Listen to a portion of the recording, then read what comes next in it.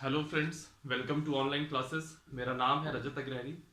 ये हम लोगों की कॉन्स्टिट्यूशनल बॉडीज का जो है प्लेलिस्ट चालू है इस समय, जिसमें केवल केवल अभी संवैधानिक संस्थाएं आएंगी जो कि पूरा का पूरा एमपीपीएससी के लिए डेडिकेटेड है।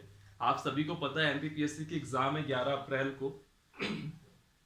हम लोगों ने सोचा था कि पहले एमपी स्पेशल कराएंगे, बट फिर क्योंकि अभी जीएस पे पॉलिटी चल रहा है तो उसके पैरेलल जो है फिर हम लोगों ने कॉन्स्टिट्यूशनल बॉडीज चालू किया है। अभी कॉन्स्टिट्यूशनल बॉडीज चलेंगी कुछ दिन, 4 या 5 दिन चलेंगी कॉन्स्टिट्यूशनल बॉडीज। फिर उसके बाद ये संवैधानिक संस्थाएं हैं, फिर इसके बाद सांविधिक संस्थाएं चालू हो जाएगी।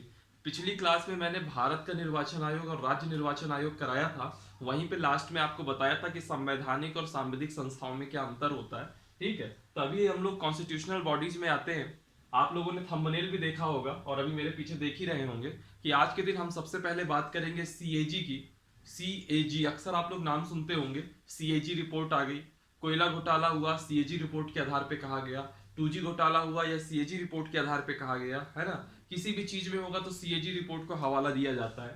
ठीक है, तो समझेंगे सीएजी ऐसी कौन सी बला है, सीएजी के पास ऐसी कौन सी शक्तियां हैं जिसके आधार पर वह घोटाले तय कर देती है। सीएजी का काम क्या है, सीएजी बनता कैसे है, सीएजी राज्य के लिए कैसे काम करता है, केंद्र के लिए कैसे काम करता है, सीएजी का बैड पॉइंट क्या है यानी कि उसका विपक्ष क्या है, सीएजी के बारे में जो उसका नेगेटिव पॉइंट क्या है वो सब देखेंगे आज हम लोग। सबसे पहले हम बात करते हैं सीएजी के फुल फॉर्म की। इंग्लिश में बात करेंगे तो ये होगा controller and auditor general of India. Controller and auditor general of India. Hindi में कहते हैं भारत का नियंत्रक और महालेखा परीक्षक। भारत का नियंत्रक और महालेखा परीक्षक।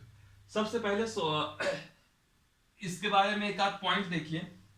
इसको कहा जाता है, जो सीएजी है इसको कहा जाता है कि यह लोक वित्त का संरक्षक है। ये कौन है? यह लोक वित्त का संरक्षक है।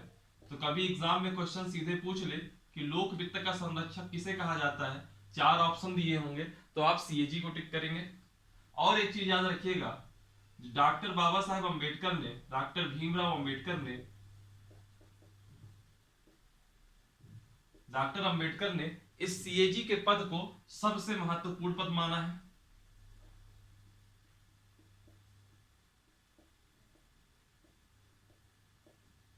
डॉक्टर अंबेडकर ने सीएजी के पद को सबसे महत्वपूर्ण पद माना है। ठीक है, ये कुछ बातें थी, ये कुछ फैक्चुअल चीजें जो आपको पता होनी चाहिए। सबसे बड़ा सवाल उठता है कि इसका जो है संवैधानिक आधार क्या है, तो मैं आपको बोलूंगा अनुच्छेद 148 से 148 से 151 तक इसका संवैधानिक आधार है। इससे संबंधित जो अनुच्छेद है वह आर्टिकल 148 से 151 तक है। हम 148 और 149 इन दो आर्टिकल्स की आज बात करेंगे जिससे क्वेश्चन आपके सबसे ज्यादा बनते हैं। ठीक है, अब सवाल उठता है सीएजी की नियुक्ति कैसे। पहले आप समझिए सीएजी का काम क्या है। दरअसल क्या होता है, सीएजी का काम जो है राज्य के जो खर्चे होते हैं, राज्य का मतलब यहाँ किससे है, स्टेट से भी है और सेंटर से भी है। यहाँ मतलब सरकार से, चाहे वह भारत सरकार हो चाहे वह स्टेट गवर्नमेंट राज्य सरकार हो, इन दोनों के जो है खर्चों की ऑडिटिंग करना, इन दोनों की लेखाओं का परीक्षण करना और हर उस चीज का लेखा परीक्षण करना, हर उस चीज की ऑडिटिंग करना जिसमें सरकार इन्वॉल्व है। अभी मैं आऊंगा उन पॉइंट्स में, 3-4 पॉइंट्स दिखाऊंगा मैं कि किन किन का ये ऑडिटिंग कर सकते हैं। ठीक है, सवाल उठता है सीएजी की नियुक्ति कैसे होती है, तो देखिएगा आर्टिकल 148 में, आर्टिकल 148 में दिया हुआ है कि जो सीएजी की नियुक्ति होगी, वैसे भी मैंने आपको पहले बता रखा है कि अगर आपको कभी कोई याद ना आ रहा हो और आपको तुक्का मारना ही है तो हमेशा राष्ट्रपति में ही मारिए। क्यों? क्योंकि राष्ट्रपति ही सारे संवैधानिक प्रमुखों की नियुक्ति करता है। ठीक है, तो यह भी संवैधानिक पदाधिकारी है। तो नियुक्ति कौन करता है? राष्ट्रपति। राष्ट्रपति नियुक्ति करता है। ठीक, फिर एक टर्म आता है योग्यताएं, कि ऐसी क्या योग्यताएं हैं जो होनी चाहिए थी। तो मैं आपसे कहूंगा कि योग्यताओं का संविधान में वर्णन नहीं है।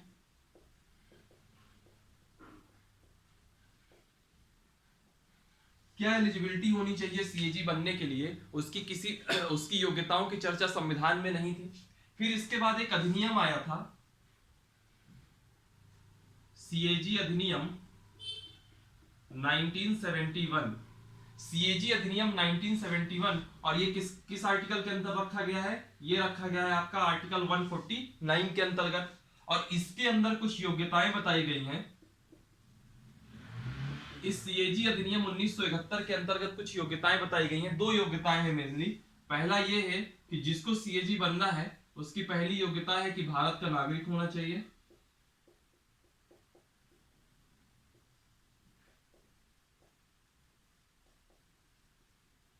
ठीक, भारत का नागरिक होना चाहिए। और जो दूसरी योग्यता है वह है लोक वित्त विशेषज्ञ।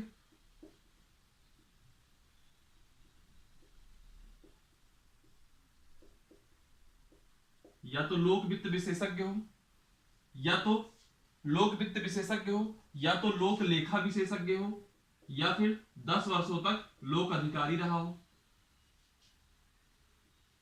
लोक लेखा विशेषज्ञ हो या फिर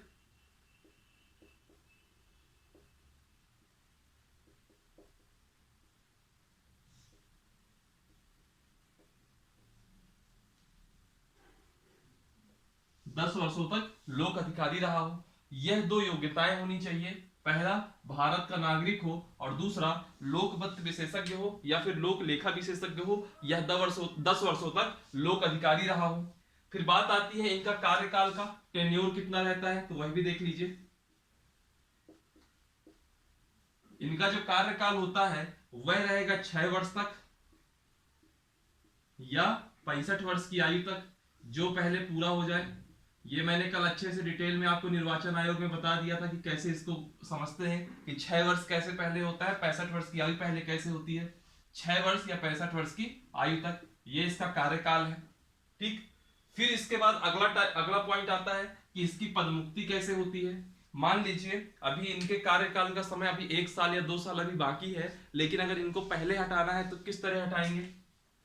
तो याद रखिएगा इनकी पदमुक्ति ऐसा साधारण नहीं होती कि जब चाहे हटा दिया। इनकी पदमुक्ति जो है सुप्रीम कोर्ट के जज के समान होती है। सुप्रीम कोर्ट के जज के समान होती है, यानी कि इनको पदमुक्त यानी कि इनको पद से हटाना बहुत आसान काम नहीं होता है। ठीक है, और ऐसा इनको इसलिए ये अधिकार दिया गया है ताकि ये बिना किसी प्रेशर के काम कर सकें। कहीं भी अगर सरकार की अनियमितताएं नजर आ रही हैं तो यह अपनी रिपोर्ट में उसको पेश कर सकें। इनको ये भय ना रहे कि अगर हम सरकार के खिलाफ कोई रिपोर्ट बना देंगे तो उनको समय से पहले हटाया जा सकता है, यह सब भय ना रहे। फिर एक टर्म आता है वेतन। तो वेतन याद रखिएगा, इनको जो सैलरी मिलती है वह भी सुप्रीम कोर्ट के जज के बराबर मिलती है।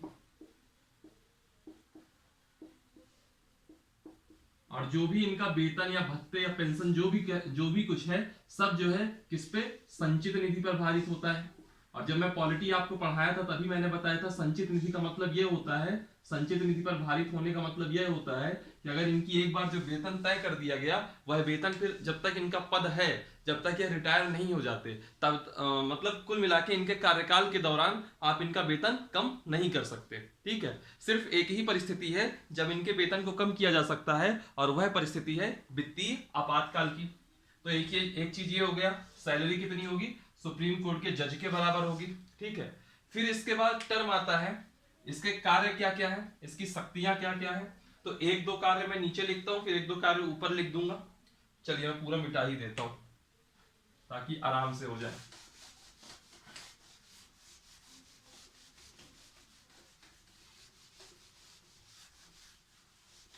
अगर क्लास लंबी नहीं होगी तो आज सीएजी के साथ साथ अटॉर्नी जनरल भी कर दूंगा ताकि एक ही क्लास में सब हो जाए।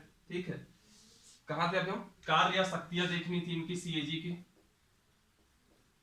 तो मैंने अभी आपको थोड़ी देर पहले ही बताया इनका मेन काम क्या है। अगर साधारण शब्दों में कहूं तो जो भी सरकारी खर्चे हो रहे हैं, जो भी सरकारी योजनाओं में पैसा जा रहा है, चाहे वह इंफ्रास्ट्रक्चर को जा रहा हो या कोई डील हो रही हो, है ना, या फिर कोई क्षेत्र आवंटित हो रहा हो, जैसे 2G स्पेक्ट्रम 4G स्पेक्ट्रम आवंटित हो रहा है, या फिर कभी कोयला के क्षेत्र आवंटित हो रहे हैं, है ना, जो माइंस वगैरह होती हैं वो आवंटित हो रहे हैं, तो वैसे क्षेत्रों में कहीं कोई अनियमितता तो नहीं है, यह जांचना या उसकी ऑडिटिंग करने का काम किसका होता है? सीएजी का काम होता है। तो सीएजी किनकी लेखाओं का परीक्षण करेगा, किसे किसे ऑडिट कर सकता है, वही हम देखेंगे यहाँ पे। ठीक है, तो सबसे पहले देखिएगा सीएजी भारत सरकार की लेखाओं का परीक्षण कर सकता है।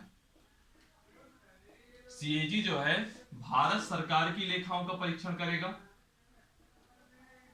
यानी कि जहां भी इंडियन गवर्नमेंट इन्वॉल्व होगी वहां वो ऑडिटिंग कर सकता है, परीक्षण कर सकता है। ये पहला पॉइंट हो गया। दूसरा, जितनी भी राज्य सरकारें हैं तो राज्य सरकार की लेखाओं का परीक्षण कर सकता है।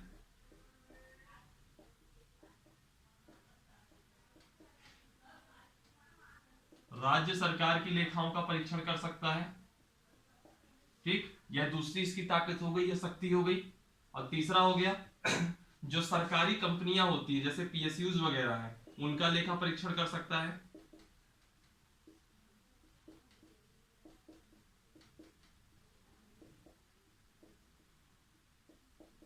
सरकारी कंपनियों का लेखा परीक्षण कर सकता है।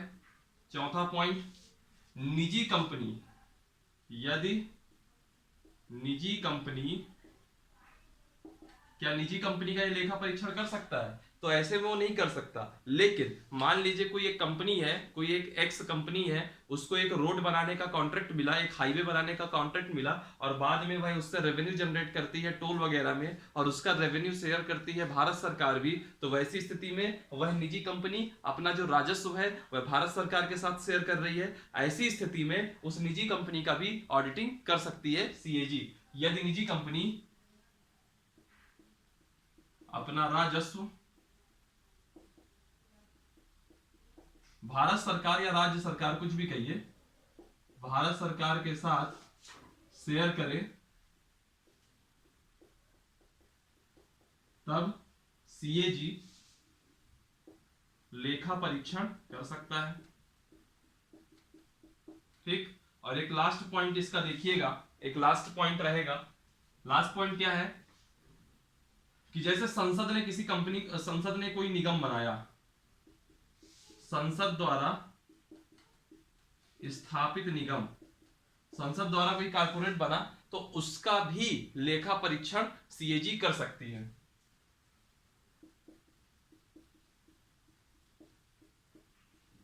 लेकिन इसमें एक कंडीशन होती है, का लेखा परीक्षण कर सकती है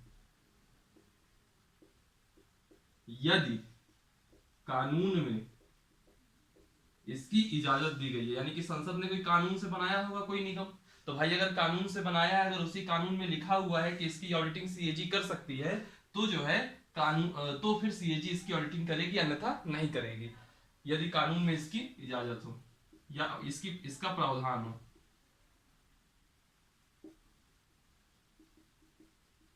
ठीक, तो ऐसे करके 5 शक्तियां हैं: भारत सरकार की लेखाओं का परीक्षण करना, राज्य सरकार की लेखाओं का परीक्षण करना, सरकारी कंपनियां यानी कि जो पीएसयूज वगैरह होती हैं पब्लिक सेक्टर वाली, उनका लेखा परीक्षण करना, कोई निजी कंपनी अगर अपना रेवेन्यू भारत सरकार के साथ शेयर करती है तो उसका लेखा परीक्षण करना, और संसद अगर किसी कंपनी को बनाता है, कोई कारपोरेट बनाता है, और उसमें जो कानून बना करके उसमें ये कर दे कि जो है आप इसकी लेखा परीक्षण कर सकते हैं, तो सीएजी उसकी भी लेखा परीक्षण कर सकती है। अब सवाल उठता है कि अगर सीएजी लेखा परीक्षण करता है तो सीएजी किस तरह लेखा परीक्षण करेगा? तो याद रखिएगा, जो सीएजी है वह हमेशा 2 प्रकार से लेखा परीक्षण करता है। 2 प्रकार से लेखा परीक्षण। ठीक, इसमें 2 प्रकार की ऑडिटिंग होगी। एक होती है लीगल ऑडिट एक होती है लीगल ऑडिट, जिसको हम लोग कहेंगे वैधानिक लेखा परीक्षण।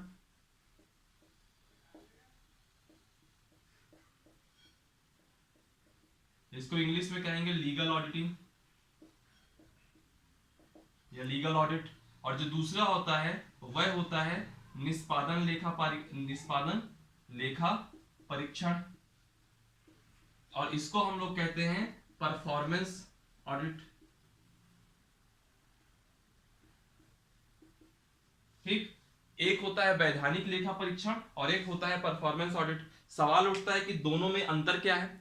तो याद रखिएगा, जो लीगल ऑडिट है इसमें यह देखा जाता है कि जिस उद्देश्य से धन जारी किया गया है, क्या उसी काम में उस धन को खर्च किया गया है।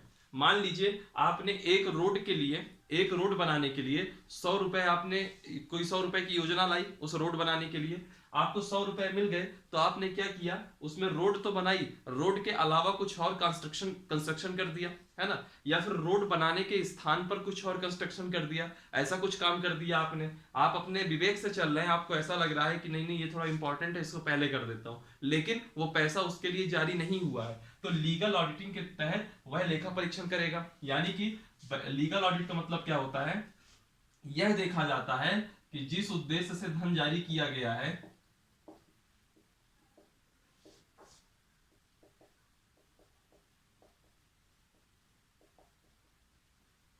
जिस उद्देश्य से धन जारी किया गया उसमें खर्च हुआ या नहीं।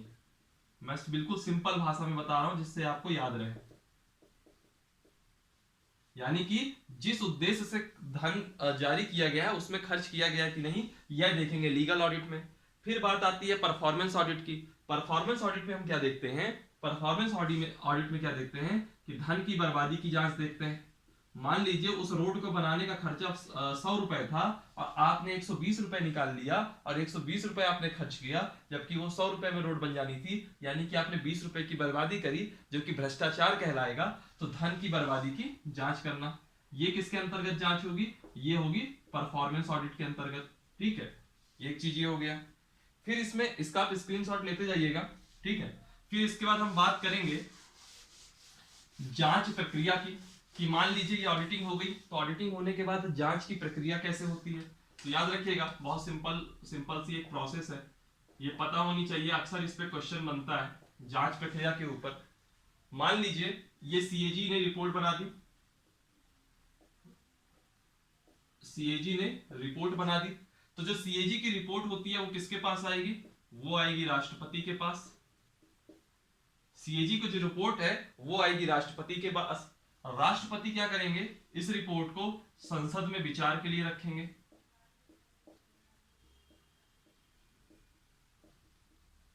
संसद में विचार हेतु रखेंगे, और संसद में विचार हेतु रखने के बाद यह रिपोर्ट किसके पास जाएगी, यह रिपोर्ट जाएगी आपकी पार्लियामेंट्री की एक कमेटी होती है जिसका नाम है लोक लेखा समिति। लोक लेखा समिति के पास जाएगी और फिर लोक लेखा समिति इस पर विचार करेगी, और लोक लेखा समिति सीएजी रिपोर्ट पर विचार करेगी।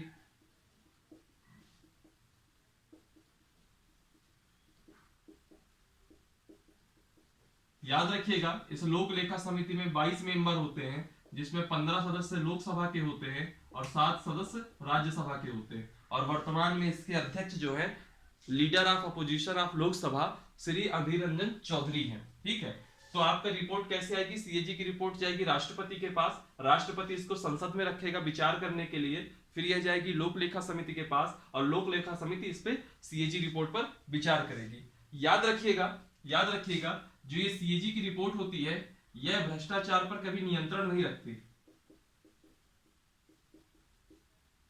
यह भ्रष्टाचार पर कभी नियंत्रण नहीं रखती। हाँ, भ्रष्टाचार को रोकने में सहायक जरूर है। क्यों सहायक है बताता हूं।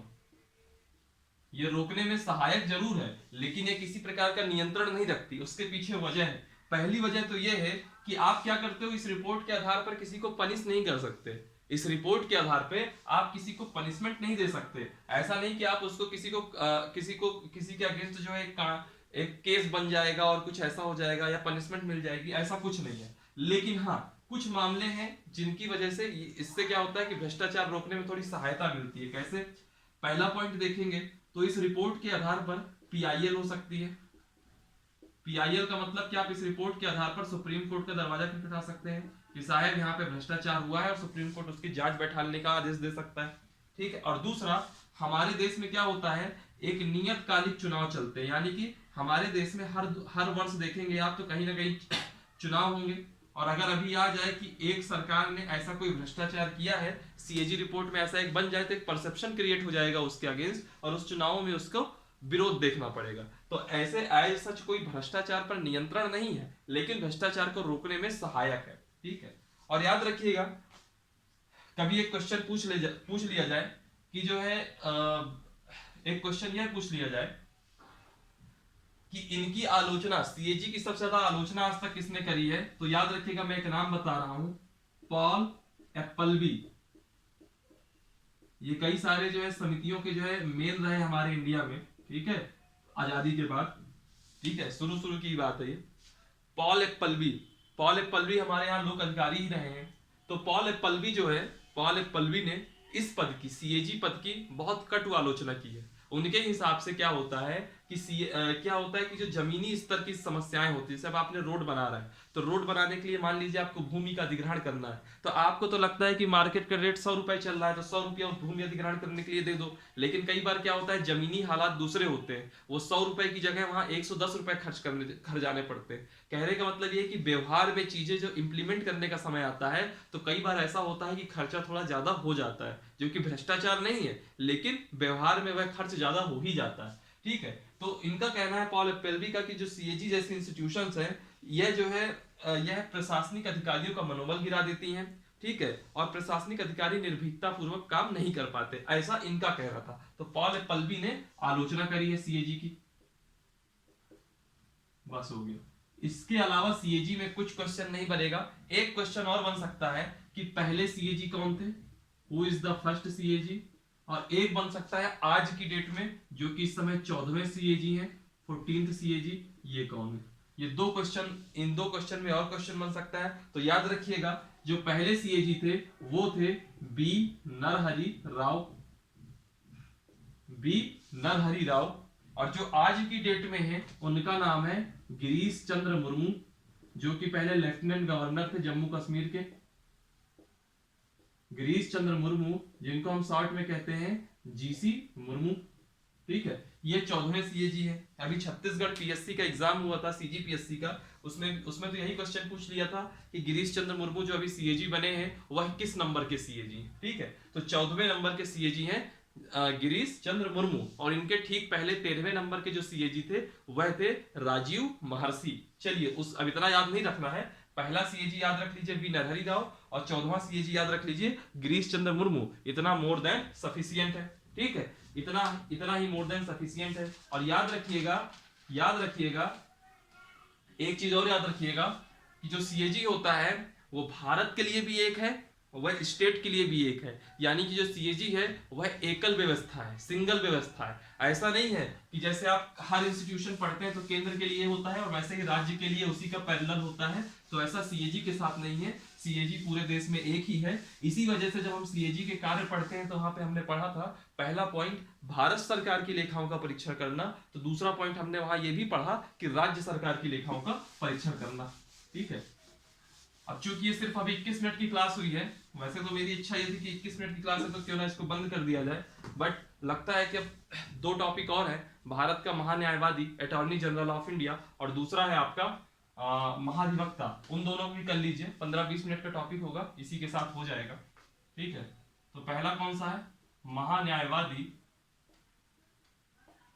महान्यायवादी को हम क्या कहेंगे, अटॉर्नी जनरल ऑफ इंडिया।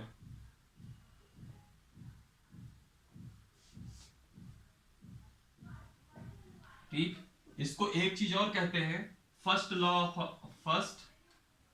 कभी अगर आ जाए first law officer of India कौन है, तो याद रखिएगा यही अटॉर्नी जनरल ही होते हैं। ठीक, first law officer of India. और महान्यायवादी का संविधान में कहां प्रावधान है, तो ये याद रखिएगा, इसी से क्वेश्चन सबसे ज्यादा बनता है, आर्टिकल 76 में। ठीक है, और एक चीज याद रखिएगा कि वर्तमान में अटॉर्नी जनरल कौन है, तो जो वर्तमान में अटॉर्नी जनरल है उनका नाम है के वेणुगोपाल। ठीक है, तो वेणुगोपाल जी इस समय वर्तमान में आपके अटॉर्नी जनरल हैं। ठीक है, और पहले कौन थे, तो जो पहले थे उनका नाम था एमसी सीतलवाड़। क्या नाम था, एमसी सीतलवाड़। उसमें रहने दीजिए, इसका मेन आप ये याद रखिए के वेणुगोपाल अभी के सीएजी सॉरी अटॉर्नी जनरल है, और इसका प्रावधान 76 में है। इसको first law officer of India भी कहते हैं। और याद रखिएगा इसकी नियुक्ति कौन करता है, इसकी नियुक्ति कौन करता है, तो इसकी नियुक्ति करते हैं हमेशा राष्ट्रपति। नियुक्ति हमेशा राष्ट्रपति करेंगे। ठीक है, और पदमुक्ति, जब हम सीएजी पढ़ रहे थे तो वहां पदमुक्ति इनकी कैसे होती है, वहां पदमुक्ति हमने क्या देखा था, पदमुक्ति हमने देखा था सुप्रीम कोर्ट के जज के बराबर, और यहां ऐसा नहीं है, ये राष्ट्रपति के प्रसाद पर्यंत है, इनका कोई कार्यकाल भी फिक्स नहीं होता। ठीक है, राष्ट्रपति की जब तक इच्छा रहेगी तब तक यह बने रहेंगे, और जैसे जिस दिन राष्ट्रपति का मतलब क्या है, व्यवहार में मंत्रिपरिषद, जिस दिन मंत्रिपरिषद की इच्छा हुई कि अब इनको हटाना है तो उस दिन इनको हटा दिया जाएगा। ठीक है, तो इनकी नियुक्ति और पदमुक्ति ऐसे होती है। सवाल उठता है वेतन, सैलरी, तो वेतन में क्या होता है कि जो संविधान कहता है, संविधान के अनुसार संविधान कहता है कि समय समय पर राष्ट्रपति तय करेगा।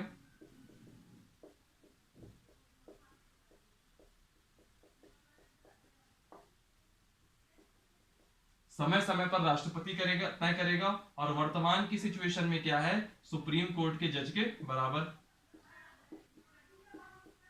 और जो इनको वेतन मिलता है, जो इनको पारिश्रमिक मिलता है, उस पारिश्रमिक को क्या कहा जाता है, तो उस पारिश्रमिक को कहा जाता है रिटेनर। ठीक, जो भी इसको अटॉर्नी जनरल को पारिश्रमिक मिलता है उसको हम क्या कहते हैं, रिटेनर। और एक चीज और याद रखिएगा, योग्यताएं क्या है, तो योग्यताएं हैं इसकी, सुप्रीम कोर्ट का जज बनने की योग्यता रखता हूं, सुप्रीम कोर्ट का जज बनने की योग्यता रखता हूं।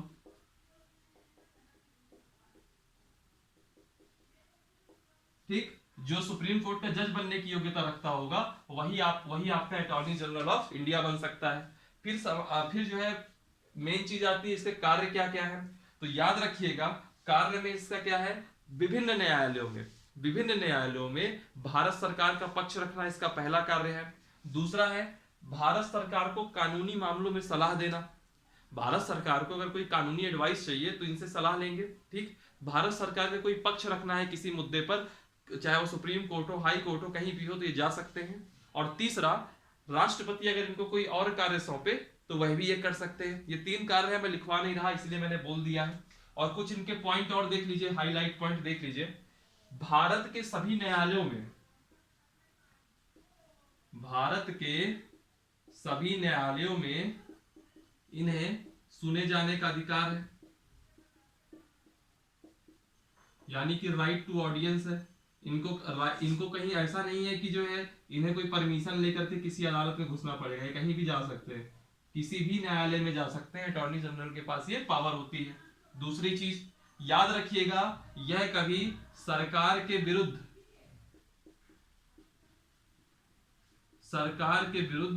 केस नहीं लड़ सकता, सरकार के विरुद्ध किसी दूसरे पक्ष को कानूनी सलाह नहीं दे सकता, लीगल एडवाइस नहीं दे सकता, लेकिन यह प्राइवेट प्रैक्टिस कर सकता है। क्योंकि होता क्या है कि इनकी कोई बहुत ज्यादा सैलरी तो है नहीं, सुप्रीम कोर्ट के जज के बराबर आप सैलरी दे रहे हैं इनको। और ये जो इतने बड़े बड़े वकील होते हैं, यह अगर अपनी एक सुनवाई की फीस देखेंगे तो आप इनकी 5 लाख 10 लाख रुपए इनकी एक सुनवाई की फीस होती है। तो सुप्रीम कोर्ट के जज के समान वेतन बस आप इनको देंगे तो क्या मतलब, ये करेंगे ही नहीं जल्दी काम।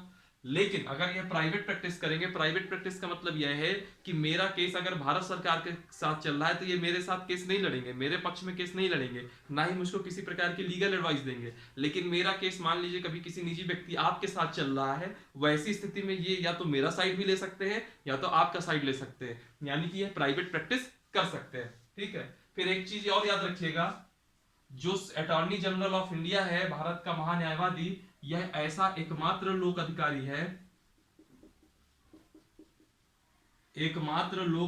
है जो संसद की कार्यवाही में भाग ले सकता है।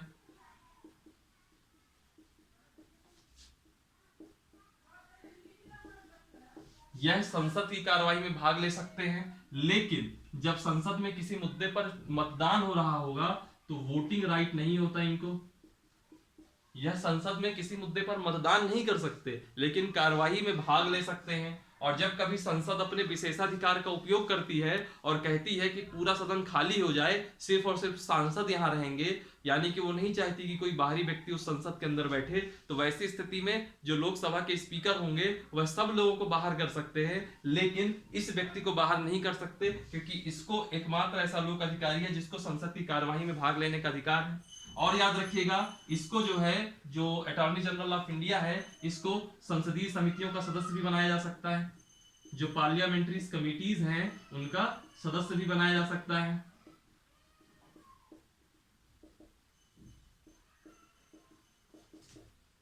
ठीक, तो ये पॉइंट थे आपके अटॉर्नी जनरल ऑफ इंडिया के। इसका आप लिख लीजिएगा, जितना आपको यहां दिख रहा है इसके बाहर अटॉर्नी जनरल से कहीं कोई क्वेश्चन नहीं आएगा। और ये भी बता देता हूं, एक क्वेश्चन अटॉर्नी 76 के वेणुगोपाल और जो है के वेणुगोपाल हो गया, और ये हो गया। और ये नियुक्ति कौन करता है, और एक ये पॉइंट कि एकमात्र लोक अधिकारी जो संसद की कार्रवाई में भाग ले सकता है और संसदीय समितियों का सदस्य बन सकता है लेकिन वोटिंग नहीं कर सकता। ये 3-4 पॉइंट है, सबसे इंपॉर्टेंट यही क्वेश्चन है। बाकी फिर भी आपको ये पूरा पता होना चाहिए। और यह पद मुक्ति हो या फिर कार्यकाल हो, ये दोनों केस के लिए ही लिखा है कि राष्ट्रपति के प्रसाद पर्यंत, ऐसा कोई फिक्स कार्यकाल इनका नहीं है कि 1 वर्ष रहेंगे कि 2 वर्ष रहेंगे। जैसे ये भारत सरकार की तरफ से केस लड़ता है महान्यायवादी, वैसे ही एक टर्म और होता है जिसको हम लोग कहते हैं महाधिवक्ता। इसका स्क्रीनशॉट ले लीजिएगा, रह गया हो तो 10 सेकंड वीडियो रिवाइंड कीजिएगा फिर ले लीजिएगा, ठीक है। एक टर्म और है, इसको भी देख लीजिए 2 सेकंड में, महाधिवक्ता। और जो महाधिवक्ता होता है उसको इंग्लिश में कहते हैं हम लोग एडवोकेट जनरल, ठीक है। इसकी जो है ये क्या करता है, यह स्टेट राज्य सरकार यानी कि राज्य की तरफ से केस लड़ता है। जैसे वह भारत सरकार की तरफ से केस लड़ता है तो यह राज्य की तरफ से केस लड़ता है। अब अगर आप पूछेंगे इसका संवैधानिक आधार कहां है, तो हम कहेंगे कि आर्टिकल 165 में। और बाकी सब सेम है। अगर वह राष्ट्रपति के प्रसाद पर्यंत है तो यह जो है राज्यपाल के प्रसाद पर्यंत रहेगा, ऐसे ऐसे कार्यकाल वगैरह है, सब कुछ सेम है। बस इसमें यह याद रखिएगा कि आर्टिकल 165 में है। और यह याद रखिएगा कि एमपी का महाधिवक्ता कौन है, मध्य प्रदेश का अभी वर्तमान का महाधिवक्ता कौन है, तो एमपी के महाधिवक्ता है इस समय शशांक शेखर। क्या नाम है उनका, शशांक शेखर। बस हो गया, इतना ही है महाधिवक्ता में, ठीक है। तो आज की डेट में हमने 3 कॉन्स्टिट्यूशनल बॉडीज देखी। सबसे पहले हम लोगों ने देखा सीएजी के बाद हमने देखा अटॉर्नी जनरल, और उसके बाद हम लोगों ने देखा महाधिवक्ता। और इतना ही आपके एग्जाम में पूछा जा सकता है एमपीपीएससी में, ठीक है। आप लोग इतना ही कर लेंगे तो ये मोर देन सफिशियंट होगा। फिर आज की क्लास यहीं तक रखते हैं, फिर नेक्स्ट क्लास में जो है अभी आगे देखेंगे इसमें तो वित्त आयोग भी है। वित्त आयोग के बाद, ये मैं सिर्फ कॉन्स्टिट्यूशनल बॉडीज की बात कर रहा हूँ, ठीक है। वित्त आयोग है, संघ लोक सेवा आयोग है, संघ लोक सेवा आयोग के बाद राज्य लोक सेवा आयोग है ना। तो एक लेक्चर तो यूपीएससी और एमपीपीएससी ले लेगा, ठीक। संघ लोक सेवा आयोग और मध्य प्रदेश राज्य लोक सेवा आयोग। फिर आपके एक लेक्चर ले लेगा अनुसूचित जाति आयोग और अनुसूचित जनजाति आयोग, यह हमको देश के लेवल में भी देखना है और स्टेट के लेवल में भी देखना है, ठीक। फिर वित्त आयोग, और इसके बाद जो है हमारी कॉन्स्टिट्यूशनल बॉडीज खत्म हो जाएंगी। फिर हम लोग सांविधिक संस्थाओं में, जैसे मानवाधिकार आयोग हो गया, इसके अलावा महिला आयोग हो गया, बाल आयोग, बाल संरक्षण आयोग हो गया, है ना, एनजीटी हो गया, ये सब चीजें फिर हम लोग बाद में देखेंगे। चलिए फिर आज के लिए इतना ही रखते हैं। आप लोग वीडियो को लाइक कीजिए, कमेंट कीजिए, जहां कोई डाउट है तो कमेंट बॉक्स में जाके पूछ लीजिएगा आप लोग, मैं उसका आपको रिप्लाई करूंगा प्रॉपर। और चैनल को सब्सक्राइब कीजिए, लिंक को अपने सारे दोस्तों के साथ शेयर कीजिए, जिससे कि ये लोग ज़्यादा से ज़्यादा लोग देखें और उनको बेनिफिट हो जाए। थैंक यू फॉर वॉचिंग, हंसते रहिए और पढ़ते रहिए। Thank you so much.